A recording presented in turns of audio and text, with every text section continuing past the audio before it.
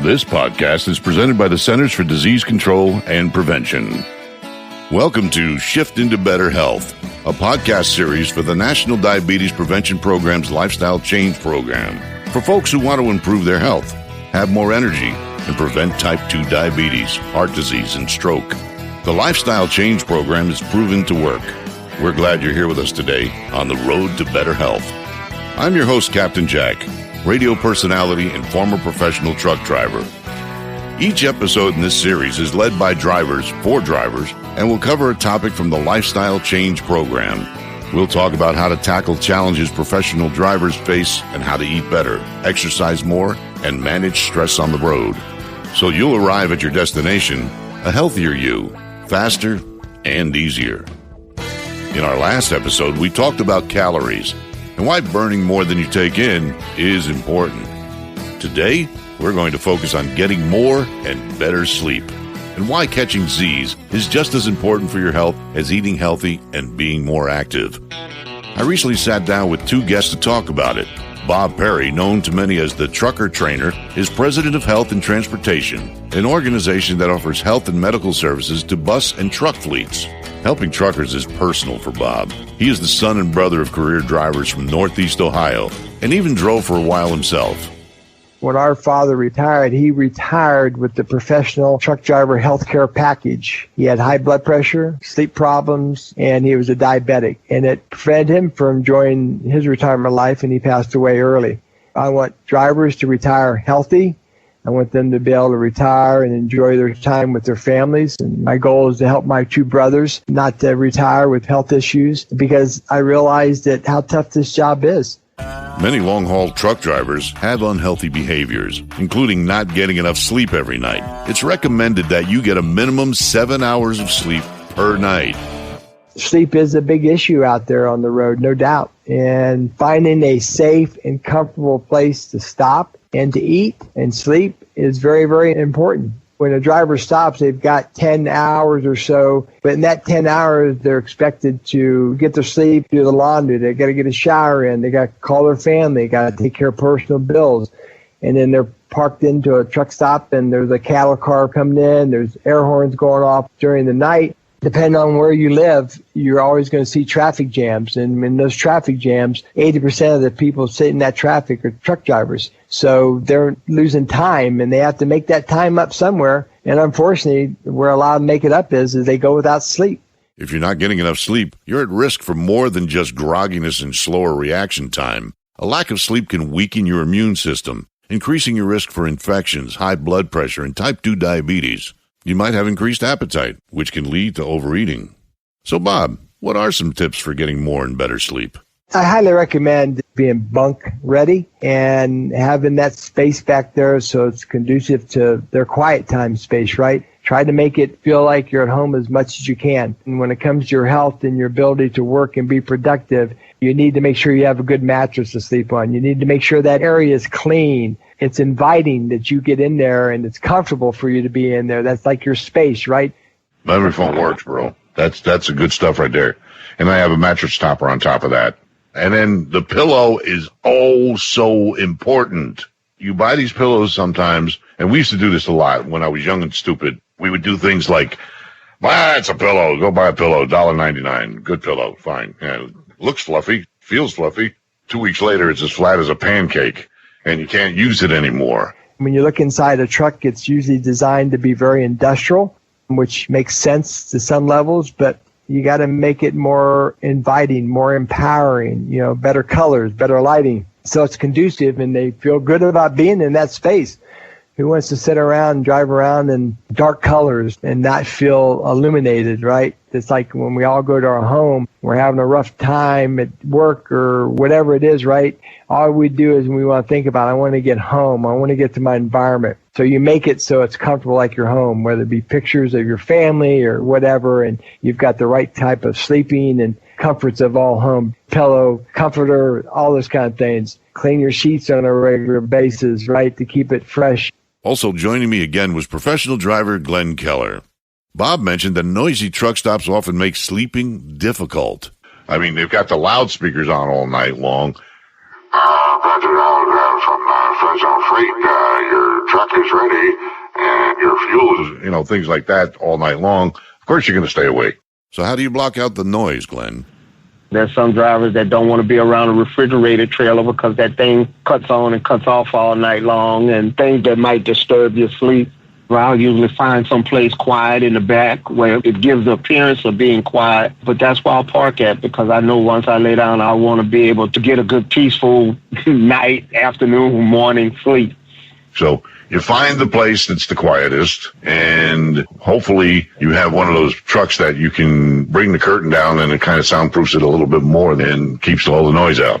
I know something that I see drivers do when there's enough room and it's to the back of the truck stop where you don't have to back into a parking place.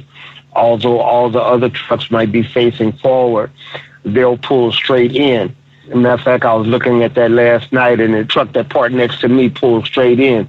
So when you do that, you've kind of isolated yourself from what might be the normal truck stop noise, because you're not right next to that truck that's running. You're not right next to that refrigerated trailer that's running. Finding a comfortable cab temperature really helps me fall asleep.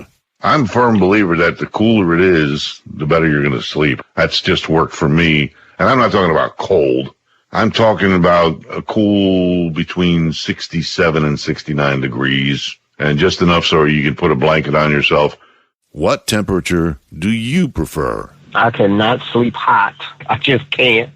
I like to go to sleep when it's cool. Even if I've got to get under my comforter, I still want it cool in the truck. The controls are like right on a panel, almost next to my head. So it may be I'll get it cool, but I may go to sleep while it's still too cold to sleep, and it'll wake me up, and I'll just reach up and turn that down a little bit and go right back to sleep.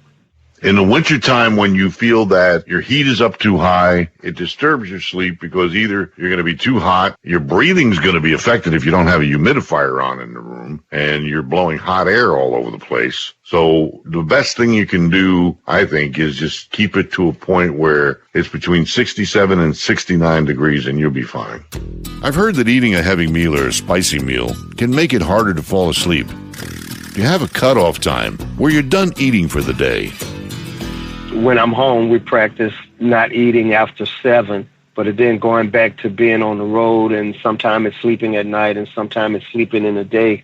If I'm both hungry and tired, I would rather go on and get to sleep and then wake up and eat, rather than trying to go eat and then lay down on a full stomach, which is a big change from when truck driving started for me. And I realized that was probably what brought me up to the heavier weights that I've been at in my life, to going in there and sit down at a buffet and then go jump in the bed and go to sleep on that stuff.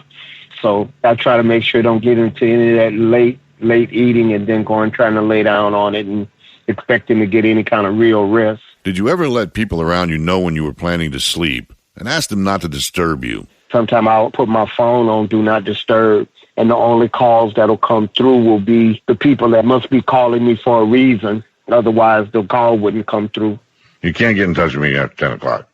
The phone won't let you. What we call the digital secretary puts up the roadblock, and she don't let you through. Everybody knows that if you want to get a hold of Jack, not happening. 10 o'clock, he's off the grid completely. You need something? If it's an emergency, you can call my wife's phone. Establishing that kind of routine has worked wonders for me. What's your nighttime routine, Glenn?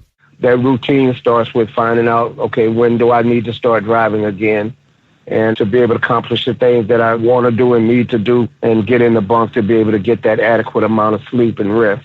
When I'm on the road, when I stop, and the first thing I do is just sit there and unwind for a minute. So if all I have is my 10-hour break, I look to see when that 10-hour break is. And again, knowing that I'm going to want or need that sleep, then that kind of tells me, okay, you need to go in there and get your shower if you're going to get your snack or something or whatever you're going to do. The fact that I pretty much go to sleep every night at the same time kind of helps things along. It's like when they talk about somebody who has something medical that they have to deal with on a regular basis or on a daily basis, they always tell you to do it at the same time every day, because the body is expecting it, and the minute that you don't do it, the body reacts to it. So sleep is the same way. Sleep is something you do every day. So you do it at the same time every day, and you get the same reaction every day. I always found that if you take time and kick back a little bit for a couple of hours, or release all the stress that you were dealing with while you were driving, because all those things that have been behind you that you are now through, and you have to concentrate more on tomorrow's task. And the key to that is to de-stress yourself. Whatever relaxation methods you have in your life, use them. That little ritual of when I stop, of just sitting and unwinding, it gets a lot of stuff off my mind that would probably prevent me from resting. You know, besides the challenges that we face as truck drivers on this road, and traffic and schedules and shippers and receivers and brokers, you know, sometimes there may be stuff going on at home with the family, with the spouse, with the kids, with the bills or whatever. To just sit there for a minute and unwind and exhale some of that stuff. It's not a word I often use, but when I get good sleep, I feel exhilarated. Same here, buddy. Well, that's all for today. I'd like to thank Bob and Glenn for joining us and sharing their tips and experiences. Next time, we'll chat about dealing with stress. In the meantime, I encourage you to try making your cab bunk ready. Whether that means picking up a comfy mattress topper, hanging up some pictures of loved ones, or giving the area a good scrubbing, making your cab feel like home can get you a good night's rest.